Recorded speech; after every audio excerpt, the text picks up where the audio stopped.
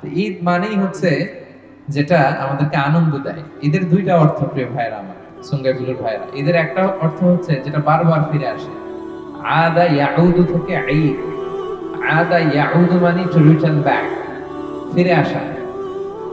বছর শেষেই ফিরে আসে, একটা বছর যায় আবার ঈদ আসে, যায় আবার আসে, তাই না?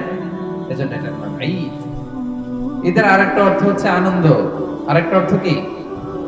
আনন্দ। মানুষ এই দিনে উৎফুল্ল হয়, এই দিনে আনন্দিত হয়, উচ্ছ্বসিত হয়। বিষ্ণু ইসলাম বলেছেন, লিসাইমি ফারহাতান, ফারহাতুন ইনদা ফিত্রি ওয়া ফারহাতুন ইনদা লিকাই রাব্বি। রোজাদারের জন্য দুইটা আনন্দ। কয়টা?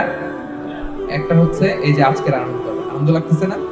ফারহাতুন ইনদা ফিত্রি, যখন সে 30 দিন সিয়াম পালন করার পরে প্রথম কিছু খায়। আজকে সকালে পানি খেয়ে আসছি না আমরা, খেজুর খেয়ে আসছি না, নাকি রোজা রাখছেন? রোজা রাখছেন? খেজুর খেয়ে আসছি আমরা। এবং ঈদের দিনে রোজা রাখাকে হারাম করেছেন কে? আজকের দিনে কিন্তু রোজা রাখা যাবে। আল্লাহ যেটা বিধান দিয়েছেন ওটা মানাই ফরজ, ঠিক কি না?